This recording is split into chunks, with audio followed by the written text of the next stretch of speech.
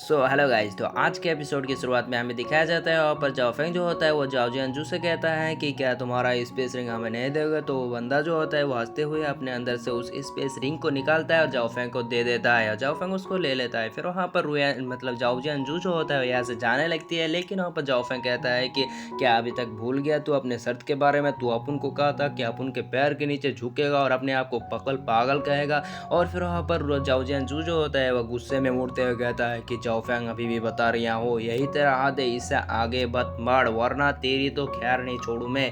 और वहाँ पर रुयन गुस्से में आगे आ जाती है, और जाओफेंग जो कहता है कि अभी भी बोल रहा हूँ, जल्द से जल्द अपने वादा का पूरा कर। और फिर वहाँ पर रुयान जो होता है गुस्से में आकर कहता है कि तुम्हें अपने वादा का खिलाफ ना करना चाहिए, तुम्हें जल्द से जल्द जाओफेंग के सामने झुककर माफ़ी मांगना चाहिए। और फिर वहाँ पर जाओजंजू जो होता है वो गुस्से में आ जाता है, कहता है कि मैं एक प्रिंस हूँ, मेरे सामने इससे बड़बड़ा मत वरना तेरी तो मैं। और फिर वहाँ पर जाओफेंग मतलब रुयान के अंकल आ जाता है और वो जाओजंजू से कहता है कि तुम्हें माफ़ी मांग लेना चाहिए, और अपने मन में सोचता है कि जाओफेंग ने मेरी मदद की थी तो हमें भी उसका मदद करना चाहिए। और अपने सिपाही को कहता है कि जाके इसको घेर लो, और फिर वहाँ पर सारे के सारे सिपाही जो है उसको घेर लेता है। और बाकी सारे के सारे लोग जो होता है वो हंसते हुए कहता है कि जाओ जियांजू माफ़ी मांगो माफ़ी मांगो। और सब लोग जो होता है उसको माफ़ी मांगने के लिए बोल रहा होता है। और फिर वहाँ पर जाओफेंग भी मुस्कुरा रहा होता है, और वहाँ पर जाओ जियांजू जो होता है वो उसके सिपाही गुस्से में आ जाते हैं, लेकिन वो रोक लेता है। और फिर वहाँ पर वो जाओ जियांजू जो होते हैं उसके पास कोई भी उपाय नहीं होता है, इसी वजह से वो जाओ जियांजू जो होता है वो जाओफेंग के सामने झुक जाता है। और फिर वहाँ पर वो गुस्से में होती है, लेकिन उसके शर्त के मुताबिक जाओफेंग जो होता है मतलब जाओ जियांजू जो होता है आपने कहता है कि मैं पागल हूँ। और फिर वहाँ पर ये सुनकर सारे के सारे लोग जो होता है वो जाओ जियांजू के ऊपर हंस रहा होता है। और वहाँ पर जाओ जियांजू जो होता है ये सब बदजती को अपने मन में याद रखते हुए कहता है कि जाओफेंग मैं तेरे को नहीं छोड़ूंगा, और ये बोलकर यहाँ से नहीं चला जाता है।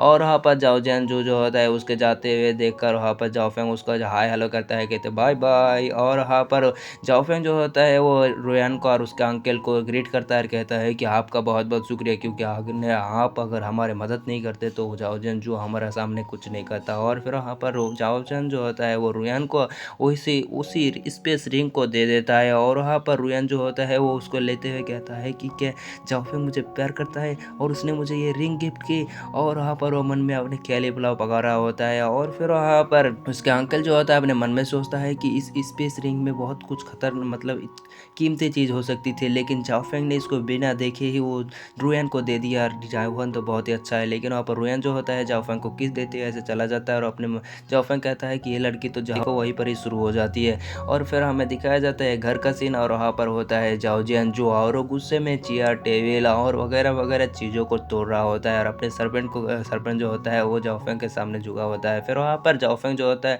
मतलब जाओ जियांजू जो होता है वो अपने दोनों उसी टकले एल्डर से कहता है कि जाओ और अपने क्लैन में जाके कह दो कि यहाँ पर हमारे क्लैन मेडिक को शुरू करने के लिए। लेकिन वहाँ पर वो दोनों टकले एल्डर जो होता है वो कहता है कि यंग मास्टर आप ऐसा नहीं कर सकते, क्योंकि यहाँ पर आपके पिताजी बाहर गए हैं और आपके पिताजी अभी तक नहीं आए हैं, तो क्लैन मीटिंग को शुरू नहीं किया जा सकता। और फिर वहाँ पर वो बंदा जो है गुस्से में आ जाता है, कहता है किस लिए नहीं कर सकता, लेकिन वहाँ पर वो गुस्से में अपने हाथ पटकते रहता है क्योंकि उसके पास कोई भी उपाय नहीं होता।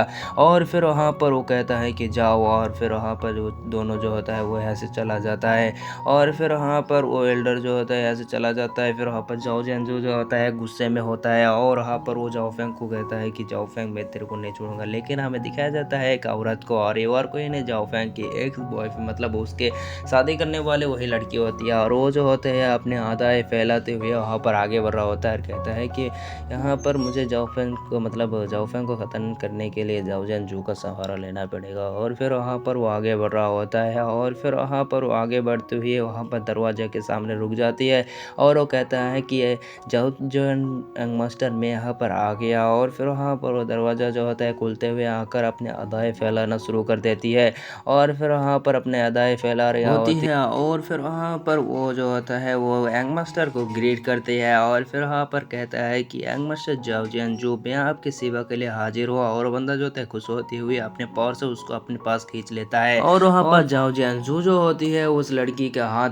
पकड़ता है और अपने पास को बुला लेती है, और फिर वहाँ पर उसके बदन में अपने हाथ को फैलाना शुरू कर देती है, यानी फिराना शुरू कर देती है और फिर वहाँ पर वो बंदा जो होती है वो उस लड़की को हवा में फ्लोट कर देता है। और तभी हमको दिखाया जाता है मिंग हुई को, जो वहाँ पर दरवाज़ा खुला होने की वजह से वहाँ पर छुप छुप कर देखना शुरू कर देती है। और वहाँ पर झाओ जंजू जो होती है उस लड़की के अंदर से उसके पावर को अपने अंदर सोख लिया होती है और फिर वहाँ पर उस लड़की के पावर को अपने अंदर ले लिया होता है, क्योंकि उस लड़की का बॉडी जो है फर्नेस टाइप का एक बॉडी है और ये रियल बॉडी है और वो उसके अंदर से पावर सोख लिया होता है। मिंग हुई जो होता है वो सोचता है कि मुझे जाओ फेंग के पास जाना होगा और इन सब की चीज़ों के बारे में जाओ फेंग को बताना होगा और जाओ फेंग का नाम लेते हुए वहाँ पर जाने लगती है। और फिर हमें दिखाया जाता है एक लेक का सीन जहाँ पर हमें खूबसूरत से पत्ते फूले दिखाए जाते हैं और फिर हमें दिखाया जाता है सीन शिफ्ट घर के अंदर का सीन और वहाँ पर वही बूढ़ा एल्डर जो होता है अपने सारे के सारे एल्डर को एक एक करके हीलिंग मेडिसिन दे रहा होता है। और फिर वहाँ पर जाओ फेंग कहता है कि मैंने इन सब के लिए एक एक करके